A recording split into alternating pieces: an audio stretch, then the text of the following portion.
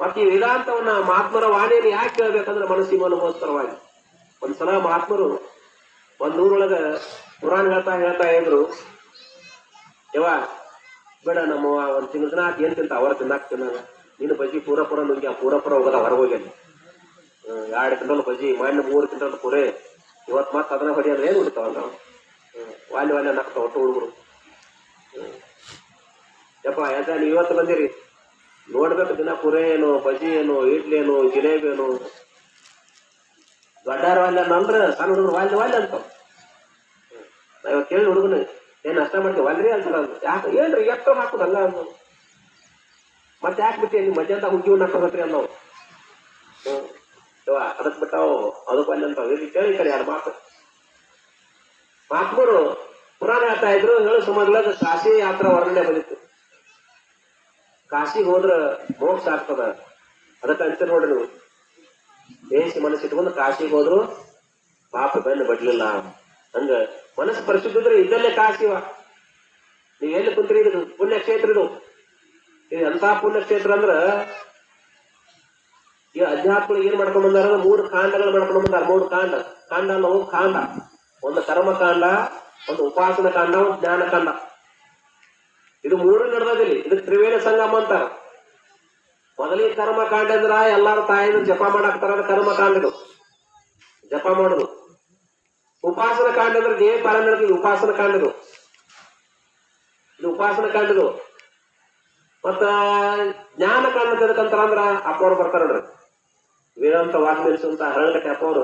ಈ ಪರಬ್ರಹ್ಮ ಸ್ವರೂಪನೇ ಇದೆ ಅಂತ ನೀನ್ ಕೇಳಿದ್ರೆ ಸೈಡ್ ಕೇಳಿದ್ರಿ, ನೀನ್ ಬಂದಿರಲಿ ಯಾರ ಎಂತಾವ್ ಎಂದೂ ಸಿಗುದಿಲ್ಲ ಒಳ್ಳೆವು.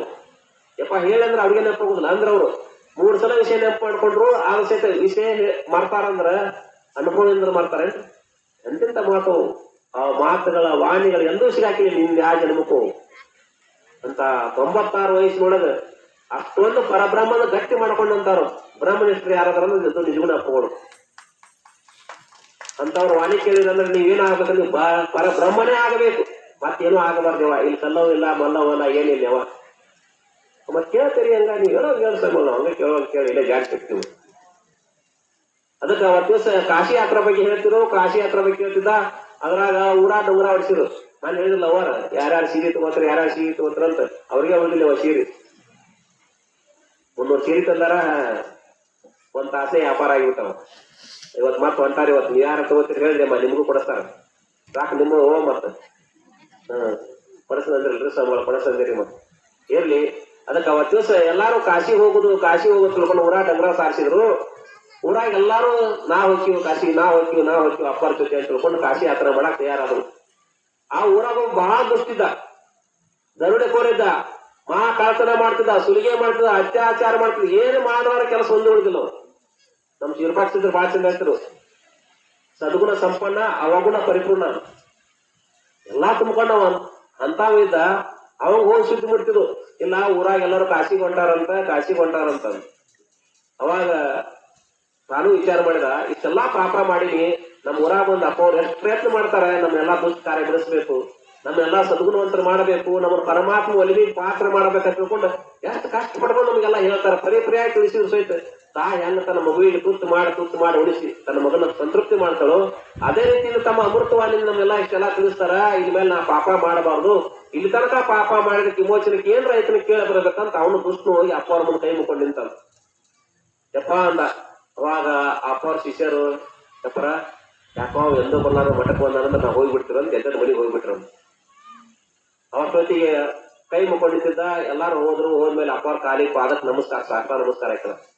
ಯಾಕಪ್ಪ ಹೇಳು ಅಂದ್ರೆ ಇಲ್ರಿಪ್ಪ, ಇಲ್ಲಿ ತನಕ ಏನು ಮಾಡಬಾರ್ದೆಲ್ಲ ಮಾಡಿನಿ, ಅತ್ಯಾಚಾರ ಮಾಡಿನಿ, ಕೊಲೆ ಸುಲಿಗಿ ಅಸಲಿ ಕೆಲಸ ಮಾಡಿ ವ್ಯತ್ಯಾರ್ಥನ ಮಾಡಿನಿ, ಕಳತನ ಮಾಡಿ, ನಾ ಮಾಡ್ಲಾರ ಒಂದು ಉಳಿದೇಲಿ ಊರಾಗ ಕೆಲಸ. ಎಲ್ಲಾರು ನಮ್ಮ ಊರಾಗ ಏನಂತಾರ ಅಂದ್ರೆ ನಾ ಬಂದೇನಂದ್ರೆ ಈಗ ಎದ್ದು ಹೋದ್ರಲ್ರಿಪ್ಪ ಹಿಂಗ ಮಾಡ್ತಾರ ನೋಡ್ರಿ. ನಾ ಎಲ್ಲಾರ ಬಂದಿನಂದ್ರೆ ಎದ್ದು ಹೋಗ್ಬಿಡ್ತಾರ, ನಾ ಎಲ್ಲಾರ ಬರ್ತೀನಂದ್ರೆ ನನ್ನ ದಾರಿ ಬಿಟ್ಟು ಹೋಗ್ಬಿಡ್ತಾರ. ಅದಕ್ಕೆ ನನ್ನ ಮನಸ್ಸಿಗೆ ಬಹಳ ನೋವಾಗ್ಯದ. ಅದಕ್ಕೆ ಈ ರೀತಿ ಇರೋಕ್ಕಿಂತ ಪ್ರಾಣನ ಕಳ್ಕೊಳ್ಳೋ ಚಲೋ ಅನಿಸೈತೆ ನನಗ. ಆದ್ರೆ ನಿಮ್ಮ ಮಾತಿನೊಳಗೆ ಒಂದು ಶಕ್ತಿ ಬಂದ ನನಗೆ. ಎಂತ ಪಾಪಿ ಇದ್ರು ಸಹಿತ ಗುರುವಿನ ಪಾದೊಳಗ ಸೇವಾ ಮಾಡಿದ್ರ ಪಾಪ ವಿಮೋಚನೆ ಆಗ್ತದ, ಮೋಕ್ಷ ಹೋಗ್ತಾರ ಅಂತ ಹೇಳ್ತಾರ.